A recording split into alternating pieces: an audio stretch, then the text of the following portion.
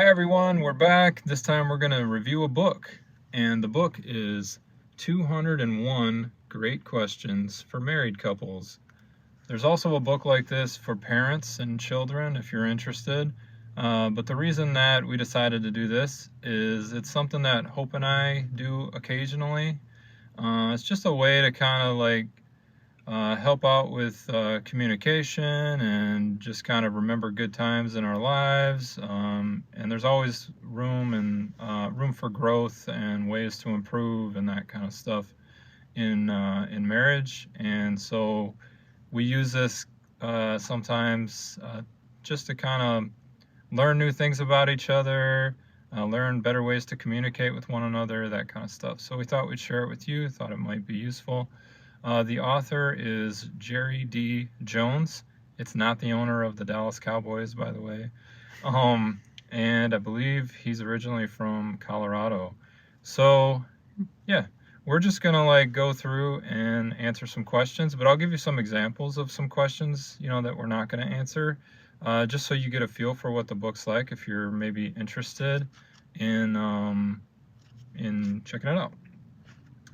So, an example would be, in what ways do you consider me wise? What is the best advice I have ever given you? Under what circumstances do you wish I would ask for your advice more often?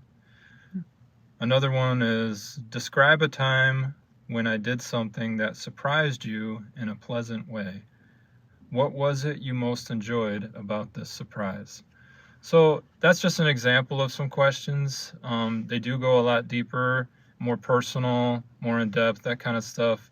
So it's very helpful in marriage and learning things about your spouse, learning ways to improve and that kind of stuff. But we're just gonna have a little fun with it and answer a couple, we have 4 questions that we're gonna answer and just see what we come up with to give you an example. But it's a good book. It's very helpful. I think it's fun too. I don't know. It's always fun to see some of the questions where you kind of see yourself through your spouse's eyes. And I don't know. I think it's kind of fun and cool to be able to share those things. And it's things that you might not normally think of, like questions you might not normally think of. But they're very insightful. So, yeah. No, that's awesome. It's a good experience, and it's you always learn something from it. Mm-hmm. So it's true. Yeah. So without further ado, we'll start with the first one here.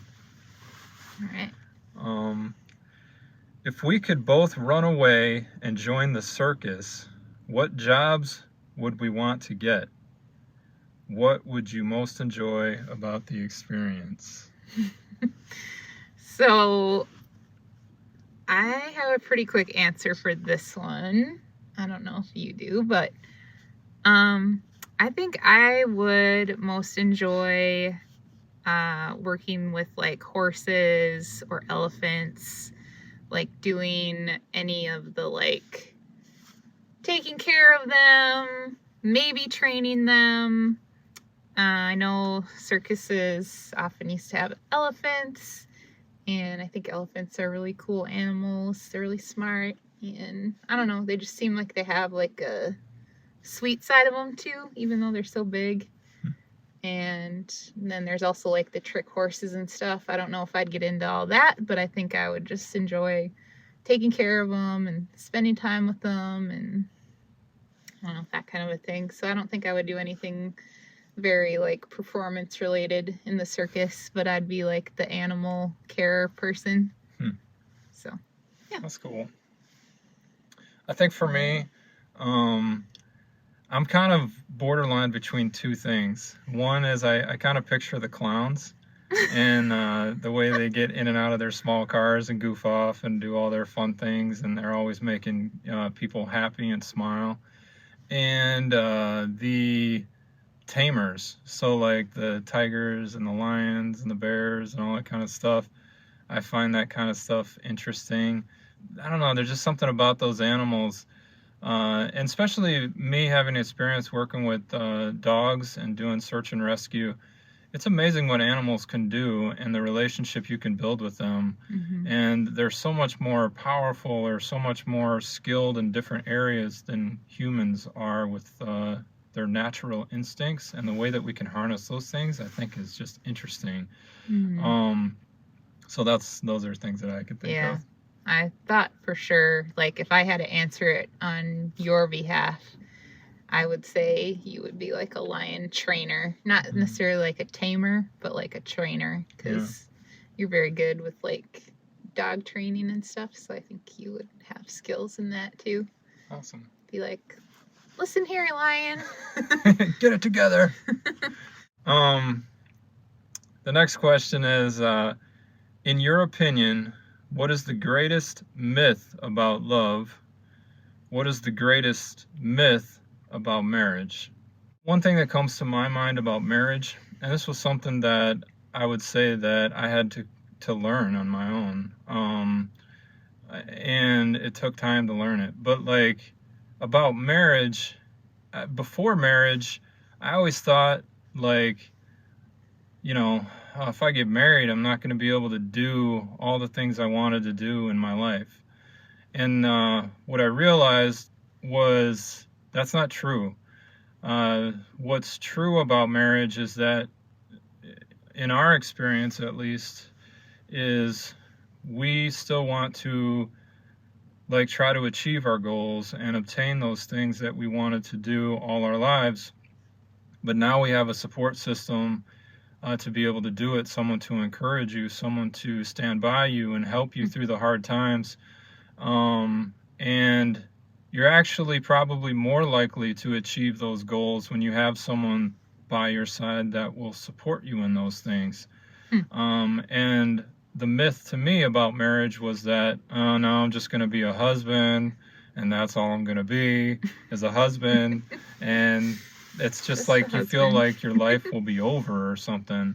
And I think a lot of guys actually probably think that way, feel that way, whatever. I can't speak for every guy, but I've met a lot of guys that have struggled with the same thing, and it's just not true in my opinion. So that's what I would say about marriage. I don't know what your opinion is on that one. Yeah, I think I like your answer, first of all. I think that's a good answer. My answer, I guess, I was looking at it more from like society and like what are the myths that like you see in society about love and marriage, and to me they're kind of similar. So like I think the greatest myth with love is like oh, it's always like a feeling and like a good feeling and a happy feeling and stuff, and it isn't always that. A lot of times love is a choice. So I think that's a really big myth. And then similar with marriage is like I think there's a lot of people that think like, oh, like your spouse is like meant to complete you or meant to make you happy and those kind of things, when it's like, first of all, you should be happy just in who you are and be content with who you are without always searching for that. And then also like you shouldn't really rely on that relationship as like your source of happiness, I guess. I think when you're trying to always find like your happiness in that person, it's always going to be disappointing. And I think like sometimes you forget that marriage isn't really meant to just only bring you happiness. It's also about like marriage will bring like growth and will make you a better person, and that's more of the goal than just like happiness. So that would be my answer. That's good. Going back to what I think about, what's the greatest myth about love? I think a lot of times in movies and on TV and just in our society, love is like this, oh, I found it, I don't need to find anything else, and I have everything I need, and this person loves me, and I don't need to keep growing, and I don't need to keep improving, and I don't need to keep understanding them, and that kind of stuff. It's just like this given or something, and that's probably one of the biggest myths that come to my mind. Yeah. it's kind of funny when I heard the question, like immediately what came to my head is like The Bachelor or like The Bachelorette, because like Yeah. we've watched that show a little bit and it's hilarious watching it with Greg, first of all, because he has much funny commentary to share about all the whole process, which is funny. But I don't know. I feel like you just see that play out over and over again, like on that show, because they're always like, oh, like I feel this way or I feel that way. And to me, it can be like so obvious, like, no, like that's not even a good person, like for you, you know? And like you have more of like better communication or whatever with like this other person. But I don't know, it's like the chemistry or the feeling, and I don't know. That's just what came to my head, because I feel like that's all like society's like myths about love and marriage like played out in one show. Like The Bachelor and Bachelorette are huge myths, man. Like, don't hinge your love life on The Bachelor or The Bachelorette, please, because I mean, I could go into tons of detail on that, but I always like to joke around about how the person's practically making out and dating 30 people behind your back, but they're trying to find the love of their life, and they're not opening up, but they're expecting you to open up everything about your life, and they're at summer camp and everything is perfect, and you know, that kind of stuff. So Bachelor, Bachelorette, it's entertaining to watch and laugh at, but it's a big myth about love. for sure. So, moving on. If you were to give me a trophy, what would it be for? What would this trophy look like and be made of? Where would you like to see it displayed? So I don't know. I think there's many things that you could get a trophy for, but I'm gonna pick one, and I'm gonna say I think I would give you a trophy for like you're always trying to see the other person's perspective, like in life. Like I feel like there's many times when like I'm kind of judgy to people and like you're like, well, maybe they're going through this, or like maybe this is what's actually going on, and like you're very good, and sometimes I dislike it about you. But like you're very good at trying to see things from another person's perspective also. So I'll give you a trophy for that. Nice. And then it will be made of gold, because you have a heart of gold. And as far as displaying it, I would make it a necklace for you. Big gold necklace with the heart. It would kind of be like in the Wizard of Oz. Nice. With the heart, except it would be gold. Would it be a huge like Mr. T type chain gold? Yeah. Okay. It would. So everyone would like see it and be like, why do you have that big gold thing around your neck? And then you get to tell them, this is my trophy that my wife gave me. That's what I would pick. I like that. I appreciate your response. It's actually like really cool, you know. Like, I don't see me wearing a lot of jewelry, but I mean, it'd be something to wear and be proud of, that's for sure. Yeah. I mean, it's kind of like a little bit of a funny response, but I don't see like if I wanted to give you a trophy, like I would want everyone to see it, and like the only way that I can think that everyone would see it is like if you like wore it. So that's what I thought of. So I'm like walking around like Flavor Flav, like, I understand you. I try to understand your side. That's what it'd be. Anyway. No, those are good answers. I appreciate it. For me, I would give you a trophy for you're always very understanding. So like if someone is going through a hard time, or like if I'm going through a hard time, or if I'm beating myself up, or if I'm just having a very difficult moment in life or whatever, you're not like a judgy person or like a pushy, impatient type person. You're very just like, do what you need to do to take care of yourself, take the time you need, and like, you listen, and you try to just be very understanding. And I think that you're also very good at telling me to kind of take it easy, because like I'm a very self-motivated type person, and she helps me with just kind of like take a break. You don't have to fix the world or your world all in a day. Take a break and reconvene. you know as far as what it would be made of, it'd probably be made of some sort of fluffy animal, because she's a big animal lover. So it'd either be like a dog or a cat. I mean, teddy bear seems too childish. Yeah. But it would be something along those lines that's like realistic, that would remind you of like puppies and kittens and things that you enjoy, Mm-hmm. And it would just be displayed everywhere. It would be like a litter of puppies and kittens that just run all over the place. That's what it would be. Okay, that's awesome. So, yeah. That's cool. Thanks, babe. Mm-hmm. All right. Mark Twain once said, 20 years from now, you will be more disappointed by the things you didn't do than by the ones you did do. Sail away from the safe harbor. Explore, dream, discover. 20 years from now, what will you be most disappointed about not having done if you do not do it? Do you want to go first? That one's deep.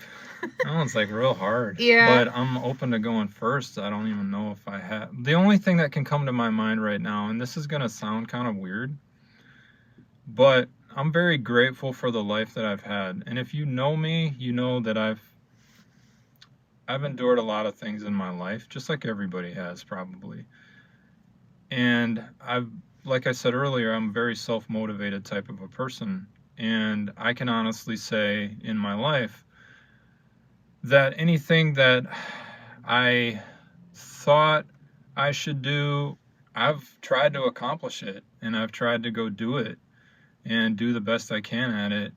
And that doesn't mean I've always succeeded or, whatever, but I don't think I have many regrets in life when it comes to those kind of things. Like, did I try to do something? Did I try to obtain a goal or whatever? And so, like, there's parts of me that I feel like I can look back when I'm 100 years old or whatever and know I don't have anything that I would look back on and wish I did.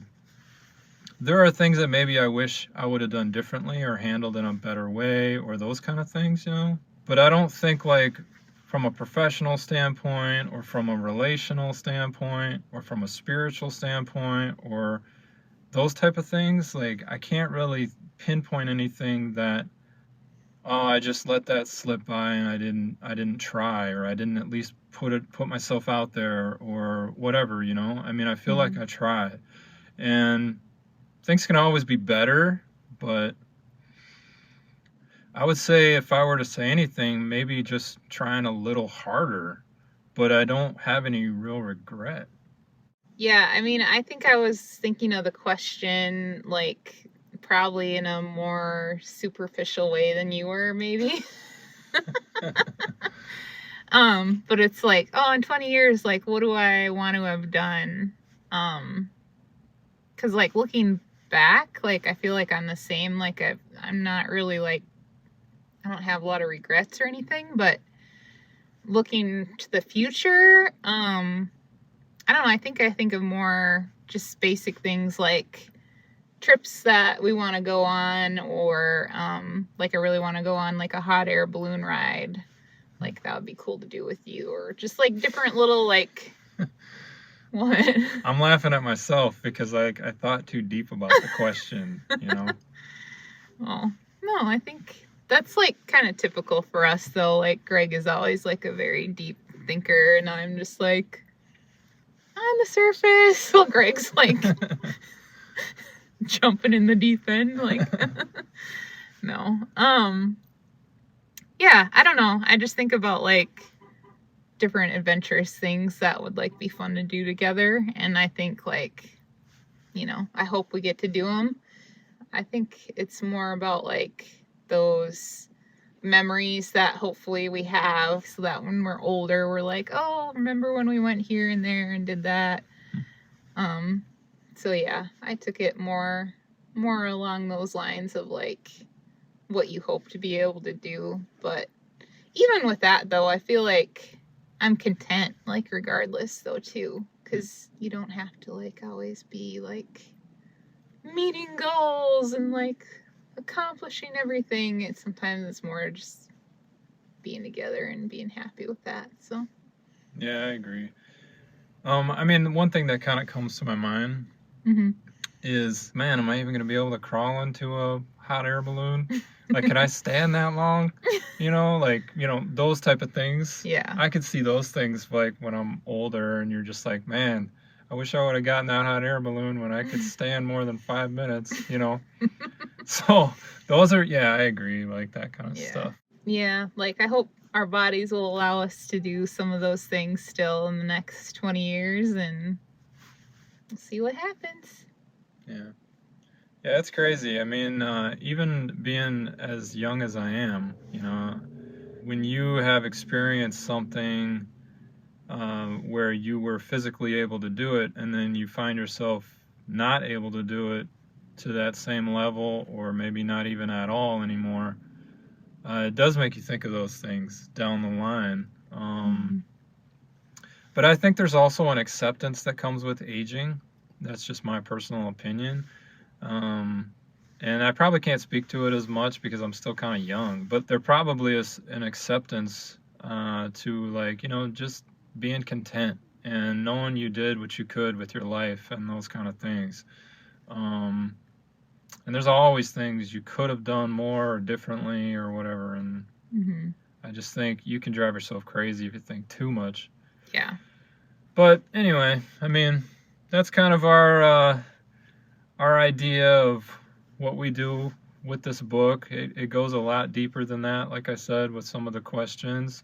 So, again, it's 201 great questions for married couples. And by Jerry D. Jones. By Jerry D. Jones. But yeah, check it out if it sounds interesting to you. I mean, it could probably even apply to people who aren't married yet. You're just in a relationship and you're thinking, is this the person that I want to marry? Do I want to look at this person for the rest of my life? I mean, you get some answers that maybe, will answer that question, whether you want to look at that person for the rest of your life. We appreciate everybody watching. We appreciate your support. We sincerely mean that. And we wish you guys the best, with your relationships, with your professions, with your lives. Thanks for all your comments and support, like Greg said. And we'll see you in the next one. Bye.